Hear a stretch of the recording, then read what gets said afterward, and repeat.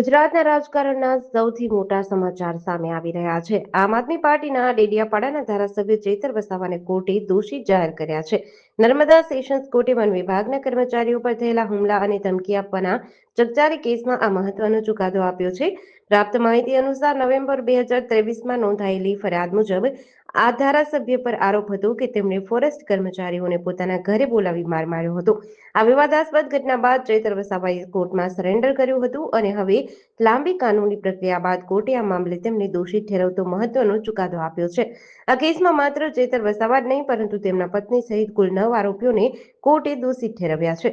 One વિભાગના કર્મચારીઓ પર હુમલો કરવા, સરકારી ફરજમાં રૂકાવટ લાવવા અને હવામાં ફાયરિંગ કરી ધમકાવવાના ગંભીર આક્ષેપો હેઠળ આ ગુનો નોંધાયો હતો. ભારત સહિત દક્ષિણ એશિયાના ઘણા દેશોમાં દુષ્કાળ અને પૂરનો ખતરો મંડાઈ રહ્યો છે. તેનું કારણ ગોડઝિલા અલ્નિનોની મજબૂત થતી સ્થિતિ છે. નાસાની જેટ પ્રોપલ્શન લેબોરેટરી અનુસાર પશ્ચિમી પ્રશાંત મહાસાગરમાં 1997 પછી આવી પરિસ્થિતિઓ બની રહી છે. 29 વર્ષ પહેલા ઇતિહાસનો સૌથી શક્તિશાળી અલ્નિનો બન્યો હતો, જેને સુપર કે ગોડઝિલા અલ્નિનો કહેવામાં આવ્યો હતો. હવે પણ તેવી જ સ્થિતિ બની રહી છે. વૈજ્ઞાનિકોનું માનવું છે કે તાજેતરના વર્ષોનો સૌથી પ્રભાવશાળી અલ્નિનો હોઈ શકે છે. નાસાના સેટેલાઇટે સમુદ્રમાં જમા થઈ રહેલી ભારે માત્રામાં ગરમીના ફોટા અને આંકડા જાહેર કર્યા છે. 1997-98ના અલ્નિનોને કારણે વિશ્વના ઘણા ભાગોમાં ભયંકર પૂર, દુષ્કાળ, પાકને ભારે નુકસાન અને રેકોર્ડ સ્તરની ગરમી નોંધાઈ હતી. વર્તમાન અલ્નિનો પણ તે જ દિશામાં આગળ વધી શકે છે. ભારતના ઓલ્ડ લિપુલેખથી શિવભક્તો ફરી એકવાર કૈલાશ પર્વતના દર્શન કરી શકશે. સુરક્ષા કારણોસર બંધ કરાયેલા આ વ્યૂ પોઈન્ટને ફરીથી ખોલવાની તૈયારીઓ શરૂ થઈ ગઈ છે. સેના અને આઈટીબીપી સાથે ચર્ચા કર્યા પછી વહીવટીતંત્ર સ્ટાન્ડર્ડ ઓપરેટિંગ પ્રોસિજર તૈયાર કરવામાં વ્યસ્ત છે, જેથી શ્રદ્ધાળુઓ ભારતની સરહદ પરથી જ તિબેટમાં આવેલા પવિત્ર કૈલાશ પર્વતના દર્શન કરી શકે.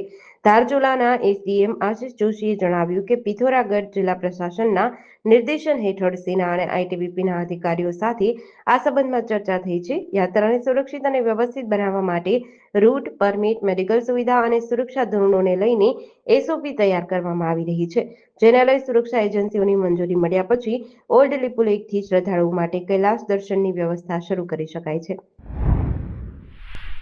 સુરત શહેરના સરથાણા વિસ્તારમાં આવેલી એક હોટેલમાં 22 જૂનને સોમવારે બપોરે એક કાળજુ કંપાવનારી ઘટના સામે આવી છે. 2 વર્ષ પહેલા પ્રેમલગ્ન કરી ચૂકેલા અને 1.5 વર્ષ પહેલા સગાઈ કરનાર યુવાન દંપતીએ સામાજિક લગ્નમાં વિઘ્ન આવવાની આશંકાએ હોટલના રૂમમાં ઝેરી દવા ગટગટાવી હતી. આ દુર્ઘટનામાં 23 વર્ષીય પત્નીનું કરુણ મોત થયું હતું, જ્યારે પતિની હાલત અત્યંત ગંભીર હોવાથી તેને ખાનગી હોસ્પિટલમાં ખસેડાયો હતો. જીવન મરણ વચ્ચે ઝોલા ખાઈ રહેલા પતિનું પણ આજે મોત થયું છે. કપલે આ અંતિમ પગલું ભરતા પહેલા પોતાના પરિવારજનોને મોબાઈલ પર હૃદયદ્રાવક અંતિમ મેસેજ મોકલ્યા હતા, જેમાં માનસીએ પિતાને અંતિમ મેસેજમાં કહ્યું કે મમ્મીનું ધ્યાન રાખજો, આઈ લવ યુ, જ્યારે અભયે તેના ભાઈને મેસેજ કરી મોતનું આપઘાતનું કારણ જણાવ્યું હતું. ગીર સોમનાથ જિલ્લાના વેરાવળ ખાતે સરકારી જમીન પર કરવામાં આવેલા દબાણ સામે તંત્રએ કડક વલણ અપનાવી બુલડોઝર કાર્યવાહી હાથ ધરી હતી. તાલાળા રોડ નજીક કુદરતી પાણીના વહેણને અવરોધી સરકારી જમીન પર કરવામાં આવેલા દબાણને દૂર કરવા માટે વેરાવળ મામલતદાર કચેરીના માર્ગદર્શન હેઠળ વિશાળ ડિમોલેશન ઓપરેશન ચલાવવામાં આવ્યું હતું. આ કાર્યવાહીમાં કુલ 3291 ચોરસ મીટર સરકારી જમીન દબાણ મુક્ત કરવામાં આવી હોવાનું જાણવા મળ્યું છે. વેરાવળ મામલતદાર આરવી પરસાણિયાના જણાવ્યા મુજબ રમેશ સોલંકી નામના ખેડૂતે મુખ્યમંત્રી સ્વાગત ઓનલાઈન કાર્યક્રમ અંતર્ગત સરકારી જમીન પરના દબાણ અંગે ફરિયાદ નોંધાવી હતી. કુદરતી પાણીના વહેણના માર્ગ પર દબાણ થવાને કારણે વરસાદી પાણીનો નિકાલ અટકી રહ્યો હતો, જેના પરિણામે આસપાસના ખેતરોમાં પાણી ભરાઈ જતું હતું અને ખેડૂતોને પાક નુકસાનનો સામનો કરવો પડતો હતો. જામનગરના બેડી સોઢા ફળી વિસ્તારમાં મોહરમની નિયાઝની પ્રસાદી લેવા દરમિયાન બાળકો વચ્ચે થયેલી સામાન્ય ધક્કામુક્કીએ ઉગ્ર સ્વરૂપ ધારણ કર્યું હતું. આ મામૂલી બાબતના મનદુખમાં બે જૂથો વચ્ચે સામસામે મારામારી અને પથ્થરમારો થતા ભારે નાસભાગ મચી હતી. આ હિંસક ઘટનામાં બંને પક્ષના થઈને કુલ 5 વ્યક્તિઓને ઈજાઓ થઈ છે. ઘટના અંગે બેડી મરીન પોલીસ સ્ટેશનમાં બંને પક્ષો દ્વારા એકબીજા સામે કાયદેસરની ફરિયાદો નોંધવામાં આવી છે, જેના આધારે પોલીસે તપાસ શરૂ કરી છે. ઘટનાની વિગત મુજબ બેડી વિસ્તારમાં મોહરમના પવિત્ર અવસરે નિયાઝની પ્રસાદીનું વિતરણ કરાયું હતું. આ સમયે પ્રસાદી લેવા માટે એકત્ર થયેલા બાળકોમાં અંદરોઅંદર ધક્કામુક્કી થઈ હતી. આ સામાન્ય બાળ સહજ બોલાચાલીએ જોતજોતામાં મોટું સ્વરૂપ ધારણ કર્યું અને પરિવારના વડીલો તેમજ અન્ય સભ્યો આ વિવાદમાં કૂદી પડ્યા હતા.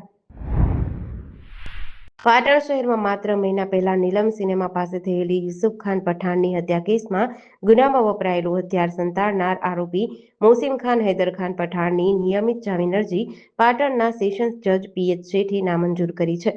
કોર્ટે નોંધ્યું કે માત્ર ચાર્જશીટ રજૂ થવાથી ગુનાની ગંભીરતા ઓછી થતી નથી અને આરોપી સામે ગુનામાં સક્રિય ભૂમિકા હોવાના પુરાવા છે.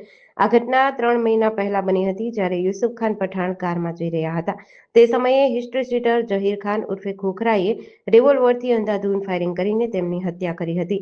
ચકચારી મર્ડર કેસમાં વપરાયેલા હથિયાર પોતાની પાસે સંતાડી રાખવાના આરોપસર મોસીમ ખાન પઠાણની ધરપકડ કરવામાં આવી હતી. જૂનાગઢ શહેર અને આસપાસના વિસ્તારોમાં માનવ અને વન્યજીવોના સહઅસ્તિત્વ વચ્ચે અવારનવાર સિંહો રહેણાંક વિસ્તારોમાં આવી ચડે છે. આવી જ એક ચોંકાવનારી ઘટના આજે વહેલી સવારે જૂનાગઢ શહેરમાં બની હતી, જ્યાં એક સિંહ બાળ અકસ્માતે ખુલ્લા કૂવામાં ખાબક્યું હતું. સિંહ બાળ કૂવામાં પડતા જ વન વિભાગની ટીમ તાત્કાલિક એક્શનમાં આવી ગઈ હતી અને યુદ્ધના ધોરણે બચાવ કામગીરી શરૂ કરી હતી. આજે જૂનાગઢ શહેર વિસ્તારમાં આવેલી વાણંદ સોસાયટીમાં એક ખુલ્લા કૂવામાં સિંહબાળ ખાબક્યું હોવાની વિગતો સામે આવી હતી. આ અંગેની માહિતી તાત્કાલિક જૂનાગઢ વન વિભાગના ડુંગર સાઉથ રેન્જના સ્ટાફને આપવામાં આવી હતી. વહેલી સવારે સિંહબાળ કૂવામાં પડ્યું હોવાના સમાચાર મળતા જ વન વિભાગનો સ્ટાફ દોડી ગયો હતો.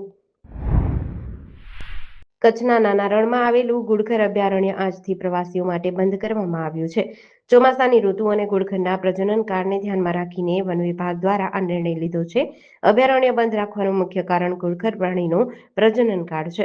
આ સમય દરમિયાન તેમને ખલેલ ન પહોંચે તે સુનિશ્ચિત કરવા માટે અભયારણ્ય બંધ રાખવામાં આવ્યું છે.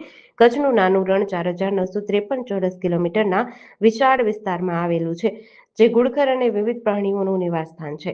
છેલ્લા કેટલાક વર્ષોથી આ અભયારણ્યની મુલાકાત લેનારા પ્રવાસીઓની સંખ્યામાં સતત વધારો જોવા મળી રહ્યો છે. ગત વર્ષે 25,000થી વધુ પ્રવાસીઓએ આ સ્થળની મુલાકાત લીધી હતી, જેમાં વિદેશી પ્રવાસીઓનો પણ સમાવેશ થાય છે. આ પ્રવાસીઓના આગમનથી વન વિભાગને ₹31 લાખથી વધુની આવક થઈ હતી. ગાંધીનગરના રાયપુર ગામે રામાપીરવાસમાં આવેલી પાણીની ટાંકી નજીકની ખુલ્લી જગ્યામાં ડભોડા પોલીસને પૂર્વ બાતમીના આધારે દરોડો પાડી પત્તા વડે હાર-જીતનો જુગાર રમતા 7 શખ્સોને રંગે હાથ ઝડપી લઈ રોકડ રકમ અને મોબાઈલ ફોન સહિત કુલ ₹59,200નો મુદ્દામાલ જપ્ત કરી કાયદેસરની કાર્યવાહી હાથ ધરી છે.